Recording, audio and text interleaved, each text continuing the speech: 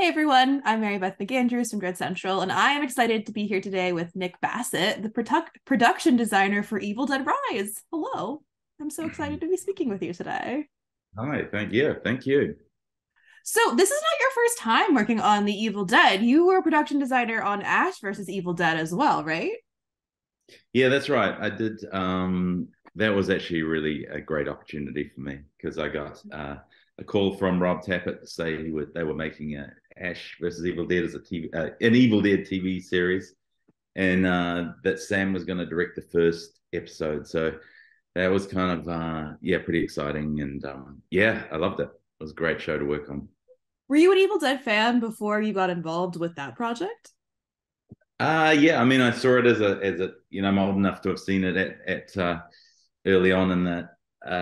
Probably would have seen it in the late 80s. I would have seen Evil Dead 2 not far off when it came out. Cool. But a little bit later, of course. But it sticks with you. And I mean, I wasn't really, I wouldn't say I was like a full horror fan, but the appealing thing Okay. about that is that the kind of that it's a sort of a different genre. I think Evil Dead has its own thing going on, and it's definitely horror, but it's something else, and that's the hook with the franchise, really. Oh yeah. And so then how Yeah, did you get brought into working on Evil Dead Rise with Lee Cronin? Was it also your connection with Rob Tappert? yeah. Well, I think I mean, it absolutely was. Rob was, he keeps things like that a little quiet, and then suddenly it's on. Evil Dead's being, there's a new film. I think I often hear about things in the media before directly hearing. And Rob lives in New Zealand, so Oh yeah, yeah.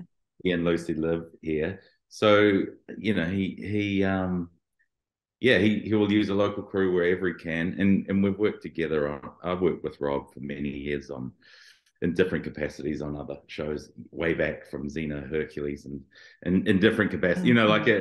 it goes back a Yeah. long way, but a lot of people have worked with or for Rob for many years, and so yeah, he put my name forward, and then I had a call with Lee, just a Zoom call, and I think someone actually mentioned the other day that, and they asked me the question, did it help or hinder to have done the TV series? Because I think Evil Dead Rise wanted to create something new, so it was Yeah. like where do you draw on something that's been done, and how new can that be? But I think it paid off having done that because we just me and the art department I work with, and we work together a lot.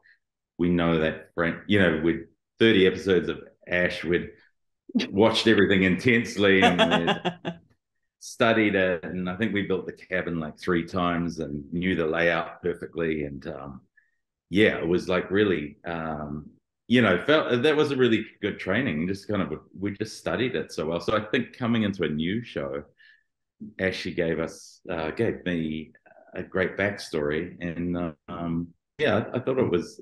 I'm thrilled that I got invited to do it, and I think Lee was thrilled in the end too that it kind of he got all that kind of knowledge, that background knowledge, really on from us. We're already invested in the Yeah. franchising as an art department, so that was a good thing.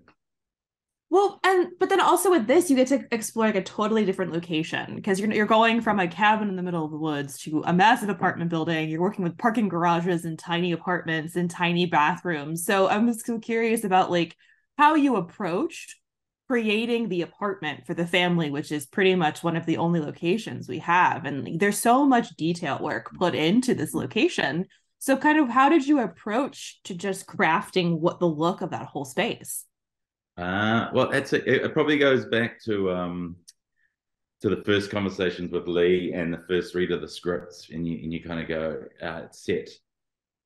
It opens in a cabin in the woods, but I think I'll probably just go back to where I read it. And you often read an early draft, and you have one idea in your head, and then it evolves. So the Yeah. cabin was very much a slightly different sequence. Had more characters in it, so slightly different when I first Oh, read the okay. script, and it felt very and first, and on that, that was also, it's a co-production. This, so we were going to shoot that in Ireland actually, and so it kind of could put that little moment to the back of my mind a little bit, concentrate on the apartment.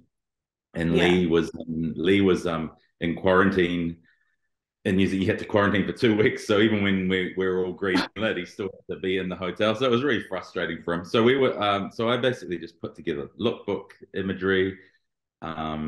It did in the script. It did say it's an Art Deco apartment, and we really wanted to stick with that. Ah. Although I think there was an openness to go, and it doesn't have to be, but I actually really like that, and I like the challenge of that. It's not, Auckland's not particularly an Art Deco center, but there are hints of it, and yeah, we ended up finding a building that I was doing a TV commercial, and I'd known about the script, and I'd spoken to Lee, and we were in the location, and I looked to the left, and there's this great brick building, and I was like, actually, that could work for Evil Dead Rise, and kind of put it to the back of my mind.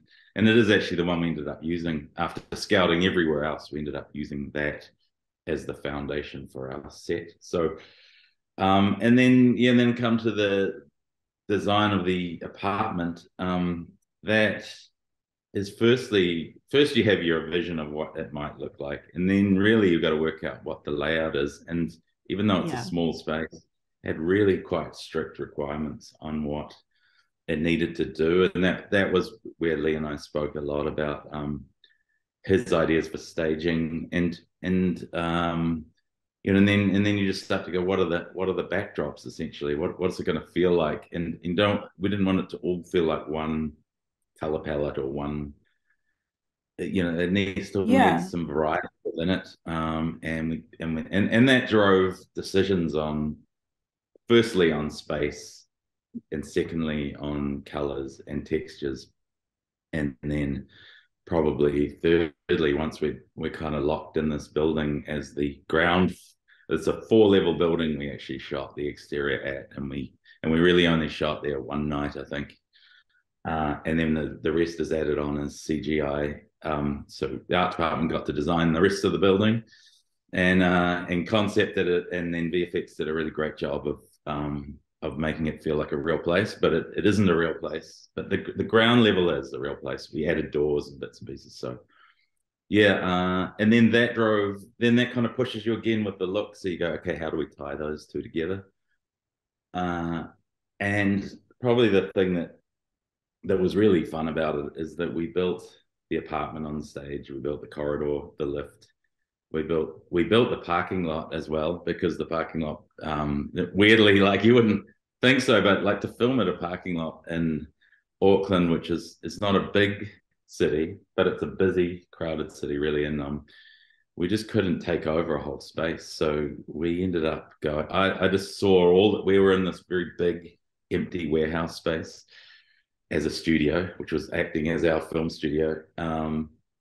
And there was enough room, and I was like, we should just build it. I think just and it was and I was that was the cool thing about working with Rob, who we have known for a long time, and he's always like, yeah, just do that, because that means we can flood it with blood, and we can, all those things become available. Otherwise, you're on public space, and Yeah. so we built that. We built the vault set. We built the cabin Oh my interior. God. Yeah, everything was really built, and on location, we built the facade of the cabin and the jetty. Actually, that was also built. So as an arts department, we really got to do a bit of. We sort of got to build all the elements that were key to it. And I think That's we shot on wild. location. Yeah, it was, but which was a little unexpected. I think when you go into something like this, that is, it's interesting. People, like, on one hand, it's a low budget film. On Yeah. another version of it, it's actually quite a well funded film for a horror. So it sits right in that kind of interesting space of, you can actually do quite a lot with the money you've got, but we really had to be careful. We were really careful of how we spent it, and the scale we kind of set out to achieve. Yeah, Yeah. Well, like you yeah. said, it is such a small space, and it's got to be such an interesting dance to work with cinematographer and Lee to kind of figure Mm. out where to put the right things at the right time. Like, what was that like for you? And were there any shots in particular that you were particularly challenging from a production design perspective? I mean, I think the thing that it's a good point. The DOP, who's a guy called Dave Garbett, who I've worked with on many things, and we did Ash versus Evil Dead together. We did Oh, We worked on cool. Spartacus and we worked on Holy cow. Sweet Tooth, the series together, and this. So we kind of know each other, pretty well. And so that was already a really great collaboration. So he was quite involved at the beginning of the apartment layout, and he's just such easy guy to collaborate with, really. But he would just make little comments about scale of if the corridor, especially within the apartment. It's just those relationships between things and sight lines and really critical moments that you really want to get right early on. He was really helpful with, and of course Lee as well. We're just like, let's work out this floor plan together.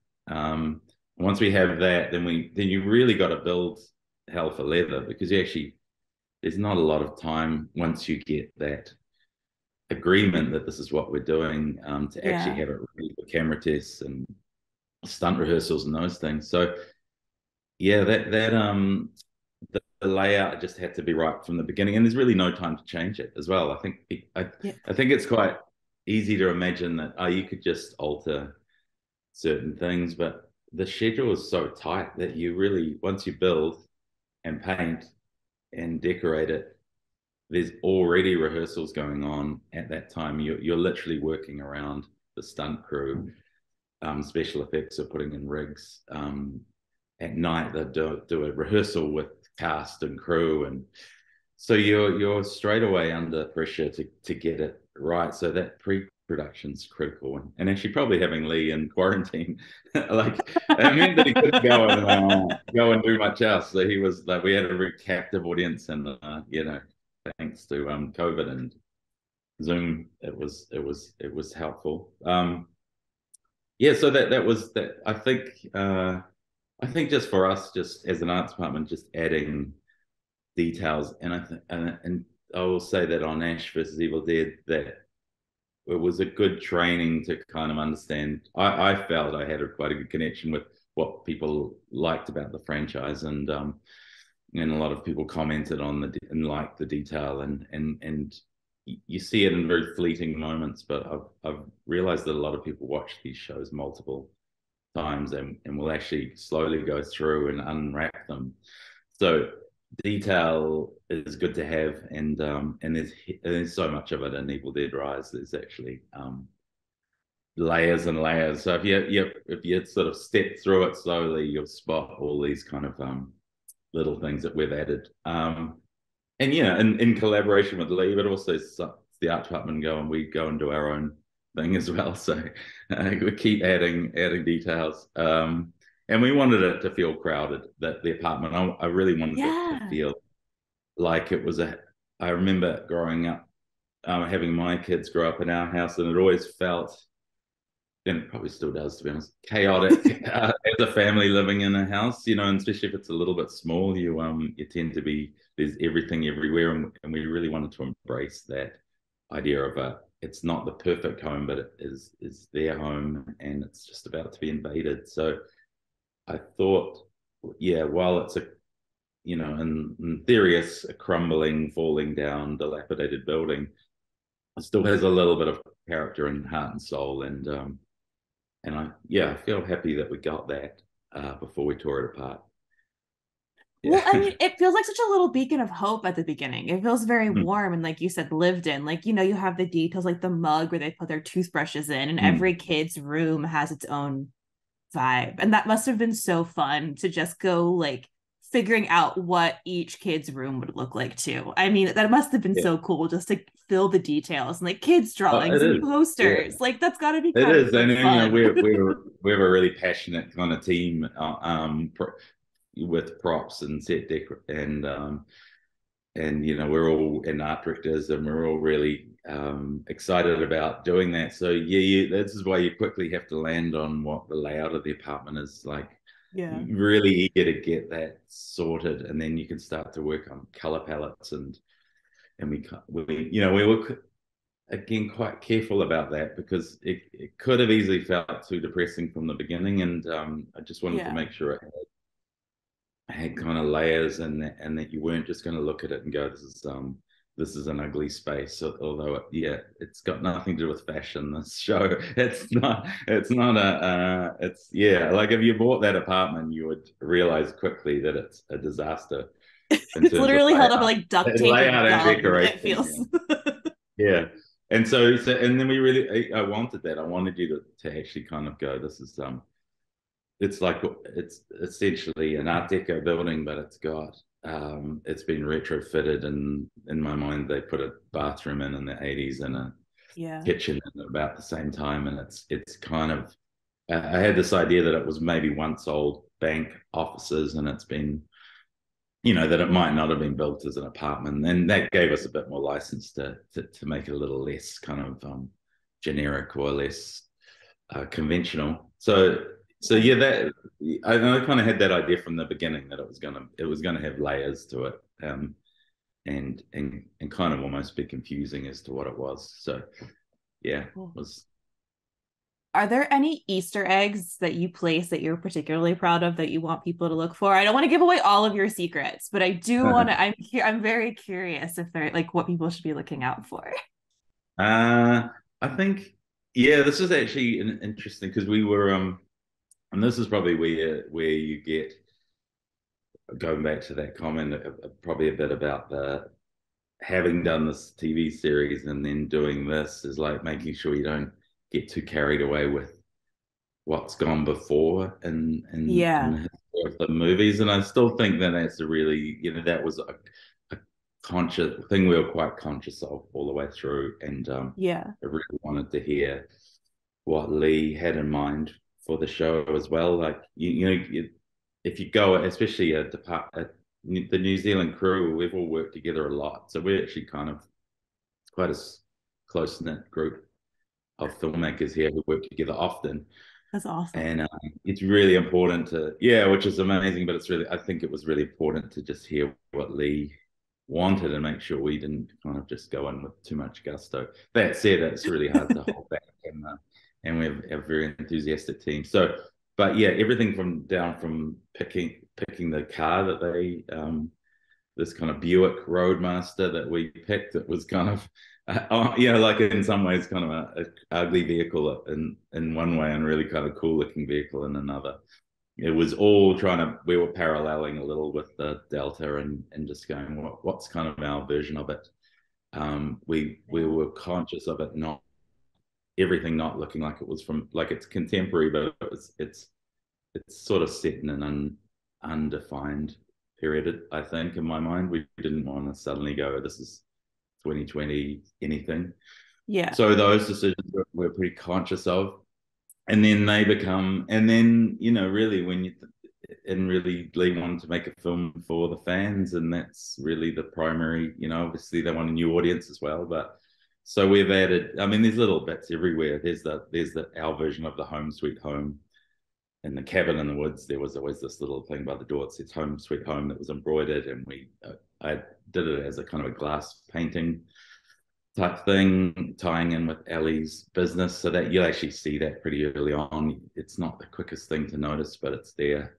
That's definitely a tribute to it. There's Ooh. this Shemps, this Three Stooges poster in the back of Danny's room, like something that we made it look like it had been a big billboard that had been kind of ripped off and put on his wall. So there's kind of layers of posters, and then there's this Three Stooges image, which I had a friend of mine do, who I met on a film called Kung Fury, and he is a big fan of Evil Dead, and he did the drawing for me in Sweden actually, and sent it over, So and we kind of cool. worked together on that. So that was really fun to do.